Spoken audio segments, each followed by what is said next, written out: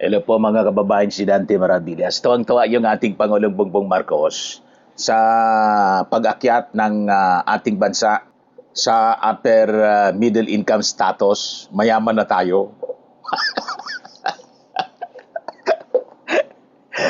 Di ba? Masamang-masama yung loob ng mga DDS. Hindi umobra yung pamimirwisyo nila. Lalo na po si Sara na gustong i-pull down yung ating bansa para isisi sa ating Pangulong Bongbong. Palabasin yung ating Pangulo ay inutil. Ialam ng ating mga mamamayan Pilipino kung sinong inutil. O ngayon, wala siyang contribution dito. Zero. At saka lahat ng mga DDS senators, puro pamimirwis yung ginagawa ninyo hanggang ngayon. Yung rally mga kababayan doon sa Liwasang Bonifacio, kukunti yung dumalong tao. Hindi na naulit yung nangyari nung unang araw. Di ba? Mga kababayan, mamaya ibigay ko sa inyo yung update sa rally sa Liwasang Bonifacio. Meantime, dito tayo mga kababayan sa naging pahayag ng ating Pangulo. Kahit nandun siya, mga kababayan, sa Vancouver, Canada para sa state visit, nagpalabas pa rin siya ng official statement. Magandang araw sa aking mga minamahal na kababayan. For years, Filipinos have worked hard to build this country. Today, the world has taken notice. The Philippines has officially become an upper middle income country. After nearly 4 decades as a lower middle income country since 1987, this milestone affirms that the economic policies that we have pursued over the past 4 years have been effective. Our steady economic growth, broadly stable currency, and long-term reforms have strengthened our economy even amid global uncertainties. It validates the progress that we have made and the resilience of the Filipino people. It is also a vote of confidence in our country's future. Greater confidence means more investments. More investments means more businesses, better quality jobs, and more opportunities for Filipino families. This is worth celebrating because economic progress is not meant to stay on paper.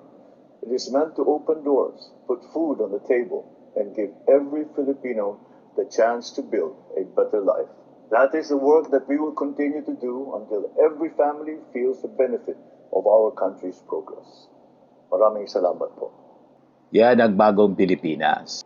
Di ba? Iyakan kayo ngayon.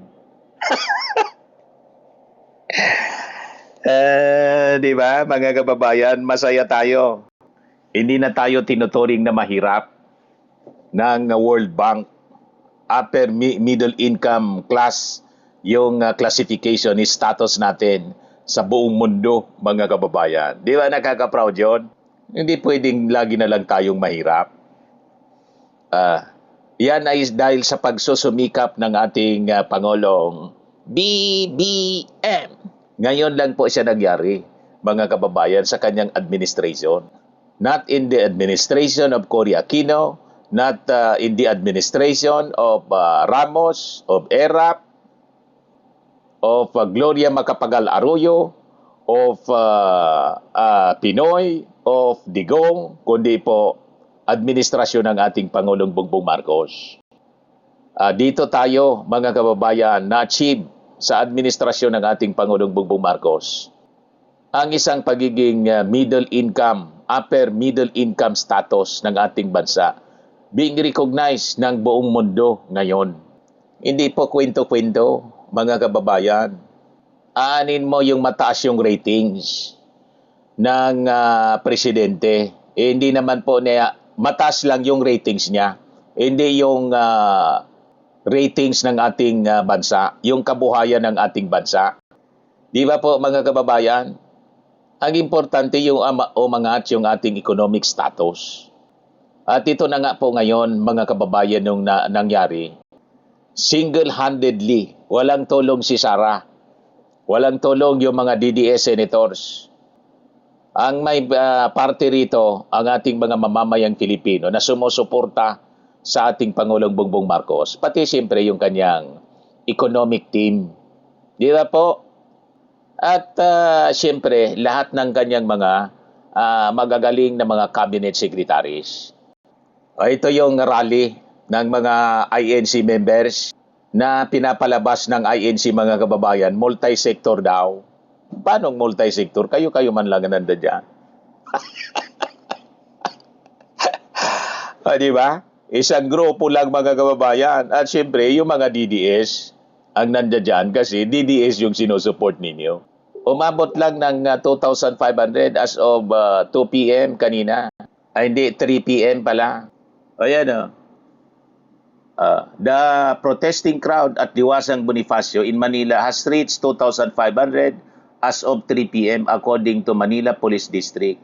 The program has so far consisted of performances and speech from Iglesia ni Cristo spokesperson Edwin Sabala. At siyempre, the same politicians tulad po ni Leandro Libiste at iba pang mga politiko nila, nagasgas na po yung mga minsay. Paulit-ulit man lang po. Wala man laman. Puro lang sila reklamo sa Marcos administration. Pero wala man silang contribution dito sa pag-achieve ng ating bansa, mga kababayan, sa pagiging upper middle income status. Wala man silang contribution. Puro reklamo. Ito siya, mga kababayan. Quezon City! Yan ginagawa nila.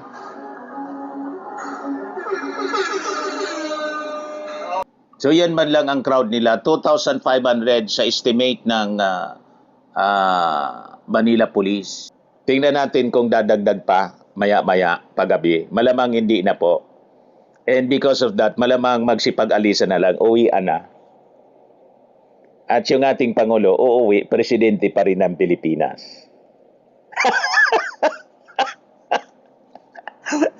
O, diba? Ngayon, yung INC, binanatan po ng iba-ibang grupo, lalo na ng mga kaparian. Yan sabi ni Father Sarabia. Father Sarabia hits INC, says it cannot impose minority view on Pinoys. Correct. Yan yung kanyang sinabi kanina. So sabi dyan, Father Bong Sarabia criticizes the Iglesia ni Cristo rally on EDSA, saying the group has the right to express views but cannot impose a minority opinion on the majority. Correct. He warns against religious sects that control their members, urging Filipinos to support the truth and justice and to live in a faith that does not lead to goodness and the common good. Sarabia expresses hope that Senator judges convict Vice President Sara Duterte in her impeachment trial, stressing that accountability niya must follow evidence and truth. Correct. Ganon din yung sinabi, mga kababayan, ni Dean Father Ranhilio Aquino. Yan Ranhilio Aquino slams INC for using religion to influence election. Sabi dito sa kanyang statement, the freedom of religion niya has thus resulted in the unfreedom of suffrage that is subject to the precept of cultic dictators. Their members must await the choice of their leaders, and those who seek public office must grovel at the feet of the Manalos and their kin. Sabi po sa post ni Father Aquino, Ranhilio Aquino. Sabi niya dito, the INC's political influence niya allows it to shape national policy because lawmakers fear losing its support. So nanawagan siya para sa pagpasa ng isang batas to bar religious compulsion in the choice of candidates in order to protect the people's rights. So kailangan niya may batas na magbabawal dito sa mga religious organizations, religious sect na nagdidikta sa mga botante para iboto kung sino yung in-endorse nila. Correct. Panahon na, mga kababayan, na gawin ang legislation. Somebody in Congress or in the Senate should sponsor a bill o kailangang magpasa ng batas para tuldukan na po itong pang-abuso, gamit ang reliyon. Tama po? After all, sabi niya, it is a recognized principle of constitutional law that while the free exercise of religion is guaranteed, where there is a compelling state interest, specifically the interest of insulating the democratic election of leaders from the dictates of a cult, the police power of the state must justify legislative proscription, sabi po ni attorney and father, abogado din siya, Ranilio Aquino. Dean siya ng College of Law, former dean sa Ateneo College of Law. Aquino also contended that churches in the country are granted tax-exempt status on the understanding that they would not engage in partisan political activity. He said that if corporations are barred from contributing to candidates, then tax-exempt bodies should be held to the same standard tulad ng reliyon. So sabi ni Father Ranilio, since the INC is clearly a political bloc, its exempt status is incongruous with its actual partisan involvement. He made a statement after the INC members took to EDSA in what was initially a surprise rally to protest the impending filing of plunder case against Senator Rodante Marcoleta. So yun mga kababayan ngayon. So ayan tuloy mga kababayan. So sigurado, pag-iisipan ito mga kababayan ng ating mga members ng Congress.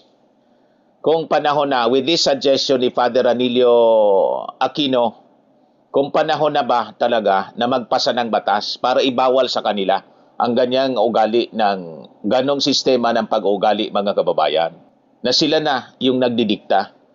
And minamanduhan nila yung kanilang mga members na kung sino yung in-endorse yun ang iboto. O di ba mga kababayan? Nawawala na yung freedom ng bawat individual na makapagpili ng kung sino yung leader na dapat na ilagay. Ang nagdidikta yung pamunuan mga kababayan ng reliyon. Hindi tama ang ganyang sistema mga kababayan.